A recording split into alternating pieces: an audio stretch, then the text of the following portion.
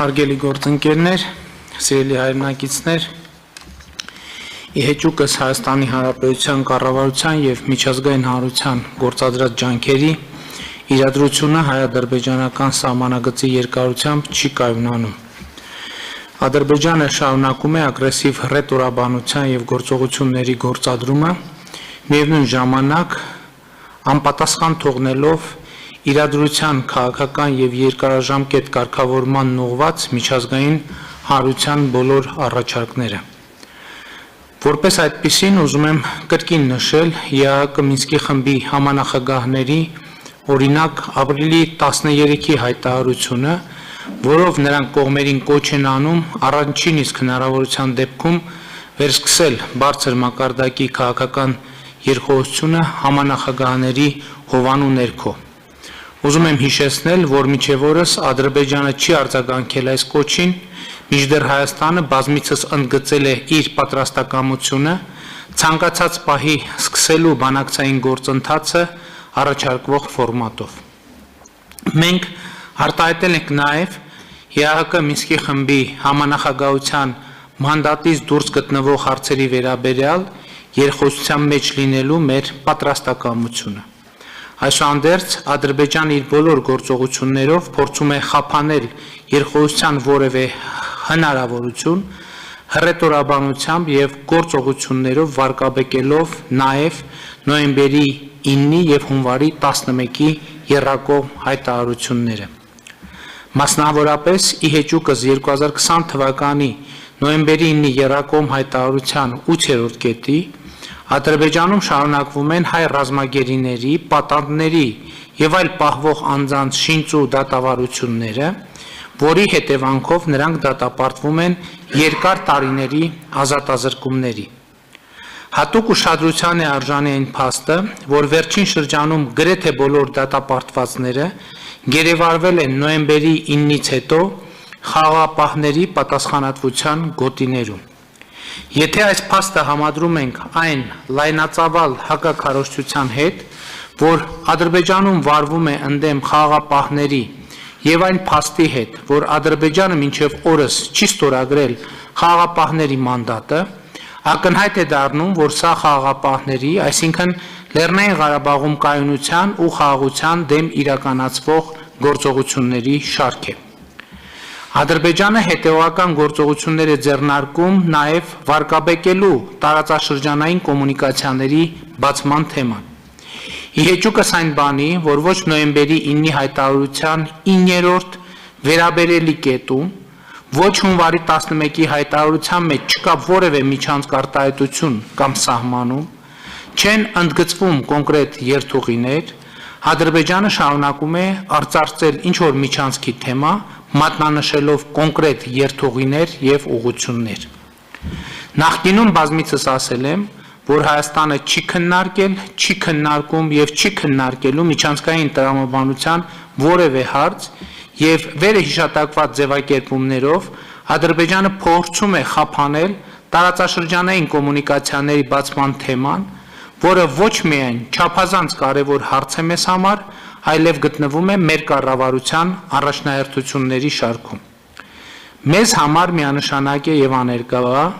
որ տարածաշրջանի բոլոր տրանսպորտային եւ տնտեսական կոմունիկացիաները պետք է բացվեն եւ ինչպես Հայաստանը Ադրբեջանի տարածքով պիտի հաղորդակցություն ունենա,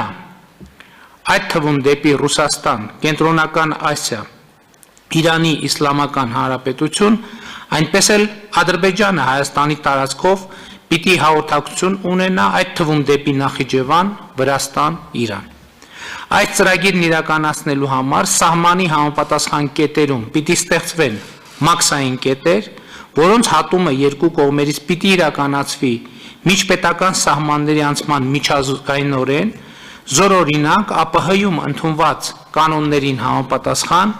մաքսային, սահմանային եւ այլ տեսակի հսկողություններով։ Հաջորդ ուղղությունը, որով Ադրբեջանի գործողությունները հստակ վարկաբեկման եւ քայքայիչ միտում ունեն, հավաքական անվտանգության պայմանագրի կազմակերպությունն է։ Ադրբեջանի զինված ուժերը ոչ միայն շարունակում են ապօրինի կերպով մնալ Հայաստանի Հանրապետության տարածքում, խոսքը սոտ խոզնավար հատվածի մասին է, այլև շարունակաբար սադրիչ գործողություններ են ձեռնարկում, սրանով փորձելով վարկաբեկել հավաքական անվտանգության պայմանագրի համակարգը։ Այս ծրագիրը կյանքի կոչելու համար սադրիչ գործողություններին զուգահեռ Ադրբեջանը Հայաստանին մեղադրում է իբր սադրանքներ գործելու մեջ։ Լինելով հավաքական անվտանգության պայմանագրի կազմակերպության անդամ, ով սույն թվականի սեպտեմբերից ստանձնելու է կազմակերպության նախագահությունը,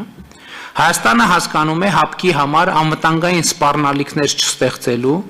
դաշնակից երկրներին ռազմական գործողությունների մեջ չներքաշելու իր պատասխանատվությունը, եւ ես պաշտոնապես բացառում եմ Հայաստանի զինված ուժերի կողմից որևէ սադրիչ գործողություն։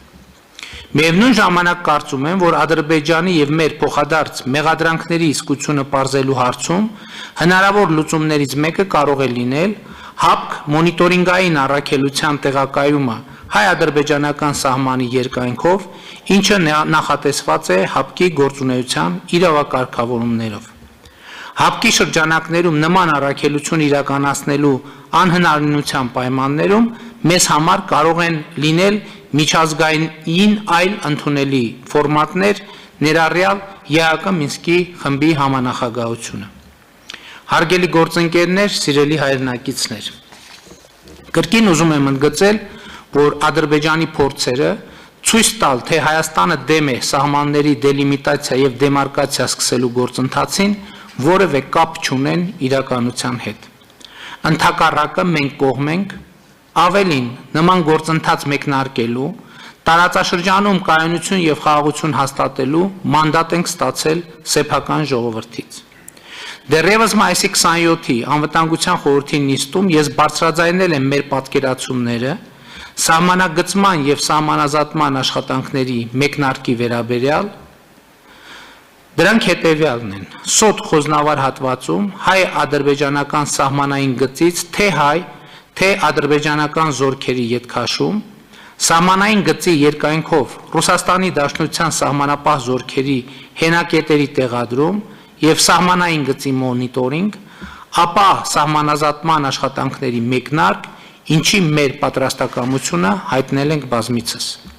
Արկա իրավիճակը հաշվի առնելով, կարծում եմ, որ իմաստ ունի դիտարկել հայ-ադրբեջանական սահմանի ողջ երկայնքով ռուս սահմանապահների հենակետերի տեղակայման հարցը, ինչը հնարավորություն կտա սահմանազատման եւ սահմանագծման աշխատանքներն իրականացնել առանց ռազմական բախումների ռիսկի։ Համենայն դեպս այս թեման պատրաստվում ենք քննարկել մեր ռուսաստանցի գործընկերների հետ։ Հարգելի գործընկերներ, սիրելի հայրենակիցներ, համաձայն Հայաստանի Հանրապետության քաղաքացիների ստացած մանդատի մեր կառավարությունը պատրաստվում է ձեռնարկել բոլոր անհրաժեշտ միջոցները մեր տարածաշրջանի անվտանգությունը, խաղաղությունն ու կայունությունը ապահովելու համար։ Այս գործընթացներն իրականացնելիս մեր կառավարությունը գործելու է Հայաստանի Հանրապետության քաղաքացիներից ստացած մանդատին համապատասխան։ Շնորհակալ եմ։